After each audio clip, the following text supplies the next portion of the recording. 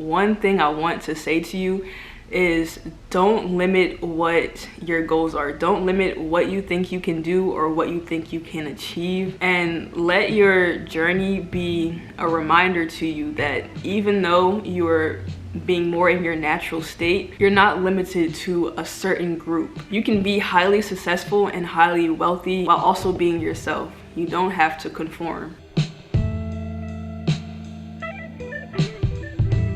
When I was in high school, we were able to choose what we wanted our classes to focus on. So for example, if you wanted to focus on humanities, sciences, the arts, you could do that. And I focused on humanities, but more specifically, I focused on criminal justice. So I had this teacher which taught, I think, 3 or 4 of my criminal justice classes throughout my high school career, and I really looked up to him. In my junior year, I got a tattoo on my forearm, and I remember coming into his class one day, and this was the first time he saw this tattoo on my forearm. And what he said really kind of changed my perspective on jobs and where I wanted to head with my life. And it actually kind of instilled like a sense of fear and anxiety in me. But essentially what he said was, if you're gonna go into the criminal justice field, you can't have too many tattoos, and especially not tattoos on your forearm. And back then, I'm not gonna lie, I had lots of anxiety. I've had anxiety since I was a kid, and I just recently got my anxiety under control with CBD oil, but that's a topic for a different video. That situation really got me thinking, and it didn't get me thinking much until a couple of years down the line. But I graduated from high school and I got into a university in Queens, New York. But after coming back from my first year of college, I really had some time to think, and I realized that I didn't want to go the route of going to college and pursuing a career. And more specifically, I didn't like the idea that if I wanted to pursue certain careers, I had to have a certain look. I couldn't have tattoos, or I couldn't have certain piercings. I couldn't dress a certain way. I couldn't have my hair a certain way. And even since I was a child, I never liked to fit in. I never liked to do what people told me to do. And I just wanted to do what I wanted to do all the time. So after my first year of college, I really just researched and I thought about how I wanted to proceed with the rest of my life. And I realized I didn't want to be tied down to a certain role in life, a job, have a certain look to me. I just wanted to do what I wanted to do and make money how I wanted to make money. And that led me down the path of investing and also business. And then I realized that all of these people that were examples of what I wanted to be and how successful I wanted to be, all of these people I was researching, they really didn't look like me. I think that what my teacher said to me back when I was in junior year kind of stuck with me.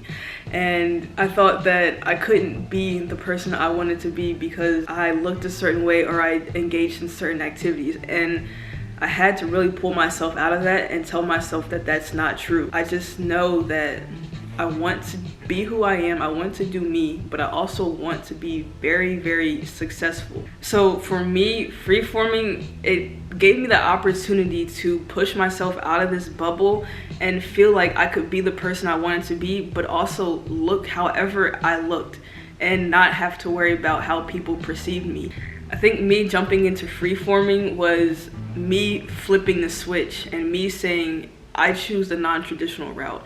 I choose to be me regardless of what people expect from me. I choose to be me and still be very successful. So with my goal of becoming very wealthy and very successful, I had traits in mind, and I still have these traits in my mind of what would help me get to that. I have traits in my head that I know I need to abide by, and I know that I need to acquire in order to reach those goals. And lots of those goals actually tie into my journey of semi-freeforming. I need confidence, I need patience, I need delayed gratification, and I also need to be focused. When you're freeforming or semi-freeforming, your hair is usually not the product of you maintaining it or you manipulating it every other day.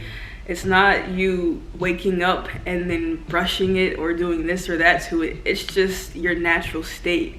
And when your hair is in its natural state, then you're kind of forced to gain confidence from within yourself. Some days you really have to just wake up and feel confident within yourself, regardless of how good or bad you think your hair looks that day. So for me, semi-freeforming allowed me to pull confidence from within, because even if I'm not feeling confident in the way I look, I know that I have to be strong enough to be confident in myself so I can succeed. And that also kind of ties into patience and delayed gratification. So even though I like the way my hair looks now, there were probably a year to a year and a half of time where my hair really was not like something that you would think of when you think of beautiful hair. Maybe it's something you think of, but what is standardized beauty, that's not what standardized beauty is. And I had to wake up every morning and say, okay, I love my hair, I love myself, I'm confident, but I know my hair to the outside world is not what beautiful is, and it's not what people see as being acceptable. Back then, semi-freeforming helped me build up my confidence, but it also gave me the patience, and it led me to this point where I feel like I can kind of be a voice for people who were in the same position as I was. And we kind of know that position where you're just starting out your locks and you're looking at other people like, wow, I can't wait to be in that position where my hair is long, my hair looks like this or that. That's how I felt, and it took a lot of patience to get to this point where I feel like I can encourage other people to keep going on their journey. So that took lots of patience and lots of delayed gratification. Now, I can't tell you how much time semi-freeforming has saved me in my daily routine, but I know before I started semi-freeforming, I would wake up and I would have to do something to my hair, whether it was like picking it out with a pick or brushing it or moisturizing it with like cream so it would have nice curls or whatever. Every day I was doing something with my hair before I went outside. But once I started semi-freeforming, it was like this weight was just lifted off of my shoulders, and I had so much more time to focus on what really mattered in my life, and that was just pursuing my goals, working on my habits, working on my daily routines. All that was just expanded because I didn't have to spend so much time focused on how my hair looked. But the traits that I've built up and made stronger by semi-freeforming have really helped me in my business and my journey to becoming wealthy and successful. And I don't think that if I didn't start semi-freeforming that I would have really strengthened those traits and qualities so fast and so well. I really think that letting your hair be in its natural state and do what it naturally does is really empowering for yourself, and it's really a journey. It's like the art of letting things be, or it's just the act of simply existing and not feeding into your ego and constantly focusing on how you look and how you're being perceived. When it comes to my approach on how I plan on becoming very successful and wealthy, I'm gonna have a lot of hurdles to hop over. I'm gonna have a lot of criticism, and I'm going to have a lot of me walking into the room and being the only person who looks like me in that room, being the only person who hasn't conformed to every single thing that is expected of this specific type of person. If you are on your semi-freeform or freeform journey right now, one thing I want to say to you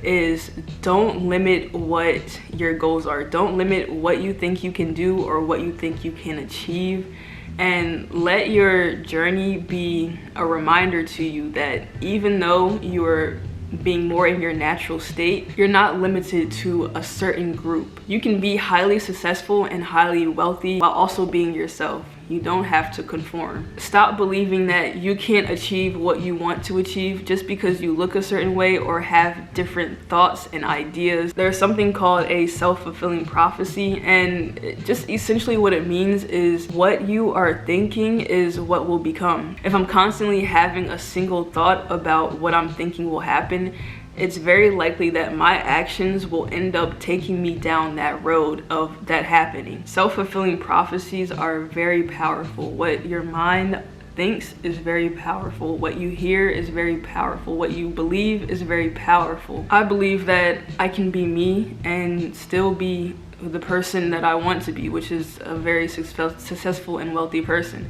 And I think that you can be whoever you want to be, regardless of who you are and what your personality is and how you look. But that's really what encouraged me to start semi-freeforming. And semi-freeforming has led me to become more confident in myself and even pursue more business ventures that led me to more money. I think the confidence that I've built up in myself and these other traits like focus and delayed gratification and patience, that has all come from my journey, and I'm very grateful for it.